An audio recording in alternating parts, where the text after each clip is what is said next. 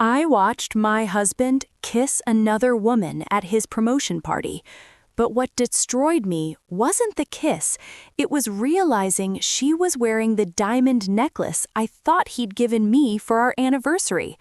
That night, I smiled through champagne toasts while planning how to make them both pay. If you've ever felt invisible in your own marriage, hit that like button right now. You're gonna want to see where this goes. And subscribe because karma, she's coming for everyone who deserves her. My name is Janelle, and I spent 15 years building a life I thought was unshakable. I'm a marketing executive, or at least I was before I turned down my own promotion so my husband could chase his dreams. Donovan always had this way of making his ambitions feel like our ambitions, Like supporting him was the same as supporting us. So when he got promoted to vice president, I told myself the sacrifice was worth it. I bought a new dress, put on my best smile, and walked into that penthouse party ready to celebrate the man I loved. The place was gorgeous, floor-to-ceiling windows overlooking the city, champagne flowing like water, colleagues laughing and networking under crystal chandeliers. I felt proud, exhausted but proud. I'd been the one proofreading his presentations at midnight, the one talking him through his anxiety before big meetings, the one holding everything together at home so he could focus on climbing that corporate ladder. This was supposed to be our victory, but something felt off from the moment we walked in. Donovan kept checking his phone, that little smile creeping across his face every time it buzzed. You know the one, that private smile that used to be meant for me. When I asked who he was texting, he waved me off like I was being paranoid. Work stuff, he said. Always work stuff. I wanted to believe him. God, I wanted to believe him so badly. Then I saw her. Blythe. She worked in his department, some junior analyst he'd mentioned a few times, but never enough for me to pay attention. She was standing across the room in a red dress that probably cost more than my car payment, laughing with a group of executives, and that's when my entire world tilted on its axis. Around her neck was a diamond necklace, delicate and expensive, catching the light every time she moved. The exact same necklace I was wearing, the one Donovan had given me for our 10th anniversary 3 months ago, telling me I deserved something as beautiful as our love. My hand went to my throat, fingers brushing against the diamonds that suddenly felt like lies against my skin. My heart was pounding so hard I could hear it over the music, over the laughter, over everything. There was no way he bought two $15,000 necklaces, no possible way. And in that moment, standing in the middle of that celebration with a champagne glass in my hand and a smile frozen on my face, I knew everything was about to fall apart. I excused myself to the bathroom, my legs shaking so badly I could barely walk in my heels. The moment I locked the door, I pulled out my phone with trembling hands and opened our banking app. I needed to see the receipt, needed proof that I was wrong, that maybe he'd bought her a cheaper version, that there was some reasonable explanation for this nightmare unfolding in front of me. But the truth was right there in black and white. 2 identical charges from the same jewelry store on the same day. $15,000 twice. My vision blurred as I kept scrolling through our credit card statements, and that's when the real horror show began. Hotel charges on Tuesday nights when he said he was working late, expensive restaurants I'd never been to, flower deliveries I never received, 6 months of lies, maybe more, all documented in neat little rows of numbers that added up to my marriage being a joke. I gripped the sink, staring at my reflection. The woman looking back at me seemed like a stranger, all dressed up to celebrate a man who was making a fool of her in front of everyone. But I wasn't going to give them the satisfaction of seeing me break. Not yet.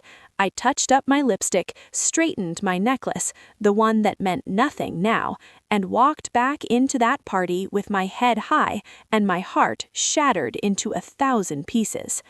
I watched them for the rest of the night, really watched them, the way Donovan's hand would find the small of her back when he thought no one was looking, the way she'd lean in close to whisper something that made him laugh, that intimate laugh I used to pull from him, the inside jokes, the casual touches, the comfort between them that comes from time and familiarity.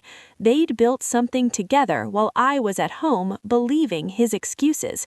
My friend Rhiannon pulled me aside at one point, concern written all over her face.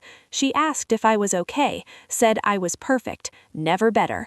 What else could I say? That my husband was parading his mistress around his celebration party like she had every right to be there. Then came his speech. Donovan stood up in front of everyone, champagne glass raised, and thanked me for being his rock, his foundation, the woman who made everything possible. The guests applauded, while I watched his hand rest possessively on Blythe's lower back. Cameras flashed, capturing this perfect moment for posterity. He looked right at me and smiled, and I smiled back, but inside, I was screaming. I was documenting everything on my phone now, photos of them together, screenshots of the photographer's shared album, timestamps of every interaction, because I'd learned something important in my career. Revenge isn't effective when it's hot and messy. Revenge works best when it's cold, calculated, and absolutely devastating. The next morning, I woke up to my phone buzzing with notifications. The company had posted photos from the party on their social media, celebrating Donovan's big promotion. I scrolled through them with coffee in my hand, my stomach twisting tighter with each image. Then I saw it, the photo that would change everything. Donovan and Blythe standing close together, his arm wrapped around her waist, both of them wearing those identical necklaces that caught the light like matching brands of ownership. Someone in the comments had tagged them as a couple, writing congratulations with heart emojis. Other colleagues had liked it. My hands were shaking so badly I almost dropped my phone, but I forced myself to screenshot everything, every comment, every like, every piece of evidence that my humiliation was now public. Donovan walked into the kitchen looking pleased with himself, still riding high from last night's glory. I asked him about Blythe, keeping my voice calm, almost casual. Who was she really? How long had they been working together? He barely looked up from his phone, dismissing me like I was some paranoid housewife imagining things. Just a colleague, he said. Don't be insecure, Janelle. That word, insecure, was what broke the dam I'd been holding back all night. I slammed my coffee mug down so hard it cracked. Insecure? I was screaming now, all that careful composure evaporating into pure rage. You gave your mistress the same necklace you gave your wife? You paraded her around in front of everyone, like I was too stupid to notice. He tried to gaslight me, calling me crazy, saying I was seeing things that weren't there. So I showed him the credit card statements, the hotel charges, the restaurant bills. Watched his face go pale as his lies crumbled around him. He started making excuses, stumbling over his words, and that's when something inside me snapped completely.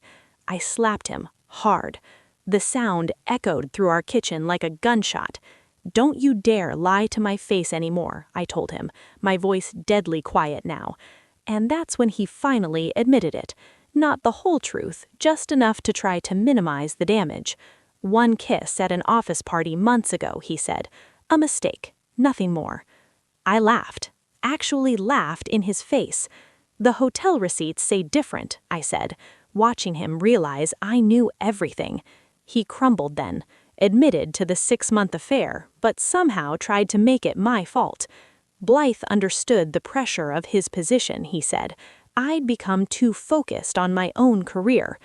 The irony was so thick I could choke on it. I'd given up my career for him, and now he was using it as an excuse for his betrayal. I told him to get out. He refused, said it was his house too. So I let him stay, but I was already planning my next move. After he stormed off to cool off, I found our shared iPad and opened his messages. That's when I discovered the worst part. Blythe was pregnant, 4 months along. They'd been apartment hunting together. He'd promised to leave me right after his promotion. Everything I'd sacrificed for, every dream I'd put on hold, it was all just a countdown to the moment he'd discard me for his newer, younger replacement. I didn't cry. I didn't scream. I got strategic. The next morning, I called the best divorce lawyer in the city and laid everything on her desk. Bank statements, photos, text messages, hotel receipts, everything. She looked through it all with the clinical precision of a surgeon, and then smiled at me in a way that made me realize I wasn't as powerless as I felt. Turns out, Donovan's big promotion came with stock options he'd conveniently forgotten to mention to me. Stock options I was entitled to half of in the divorce. And that prenup he'd complained about when we got married, the one I'd insisted on with an infidelity clause, that was about to become his worst nightmare. My lawyer told me to keep documenting everything, and whatever I did, don't let him know what was coming. So I became a woman on a mission. I contacted the event photographer and bought every single raw file from that party, found dozens of photos showing Donovan and Blythe in compromising positions, intimate moments they thought were hidden in the crowd. Then I did something brilliant. I started looking at Blythe's social media, scrolling back months, and discovered she'd been posting from the same hotels that showed up on our credit card statements.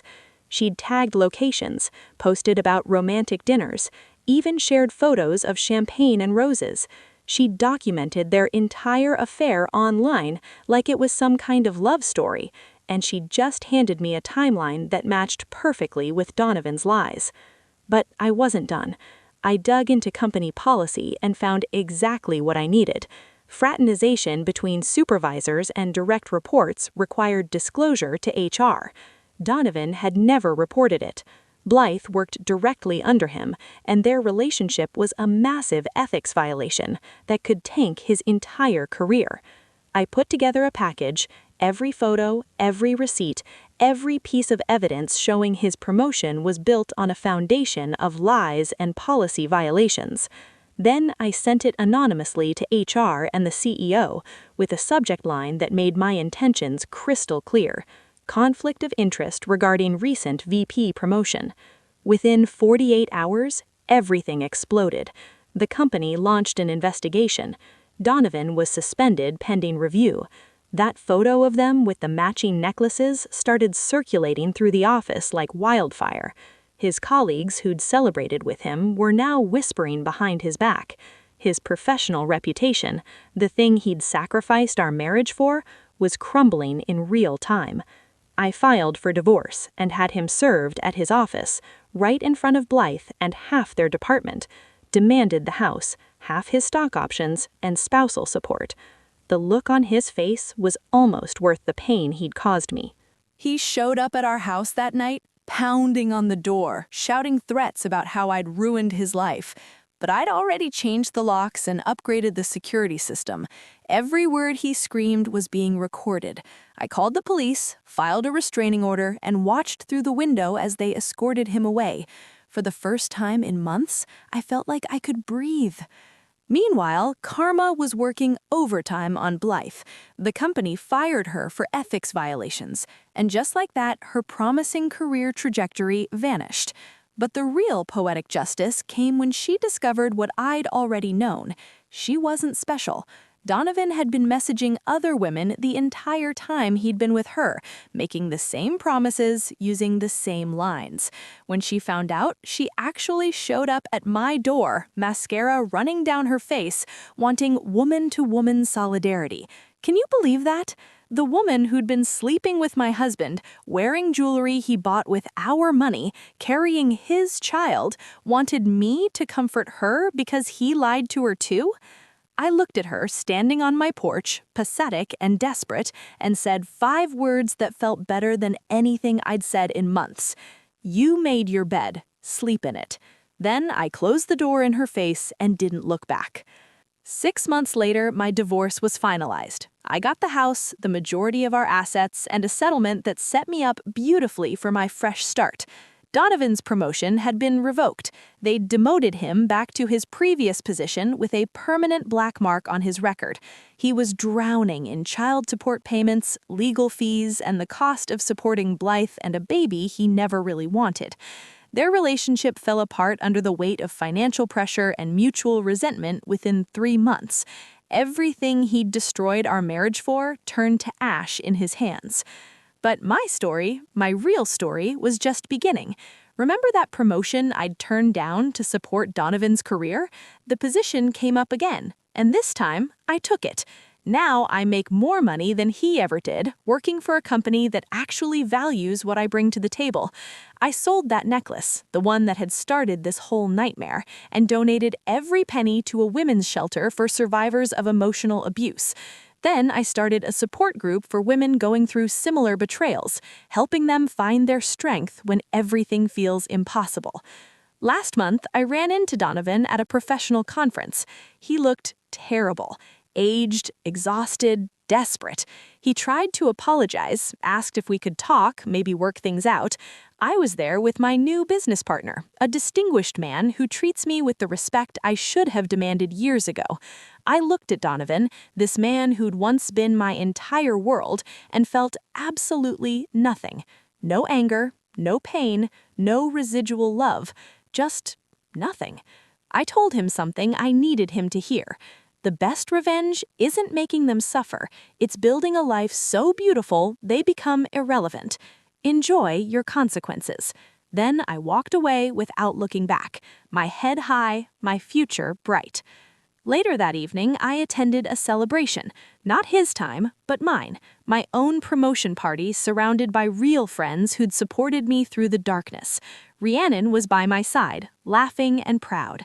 I wasn't wearing any necklace. I didn't need symbols anymore. I'd finally learned my worth, and no piece of jewelry could ever represent that.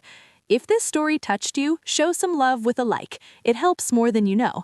Share this with someone who needs to remember their worth. And subscribe, because I've got more stories about women who refuse to stay down. Here's what I know now. When someone shows you who they really are through their actions, believe them. Don't accept a bare minimum from someone who promised you the world. And remember, the same energy you use trying to keep the wrong person could be used building a life that makes you forget they ever mattered. That celebration became evidence I'd never forget, not of his betrayal, but of the moment I chose myself. And that's the only anniversary worth celebrating. Next time, I found my sister's diary and discovered she'd been living my life. Don't miss it.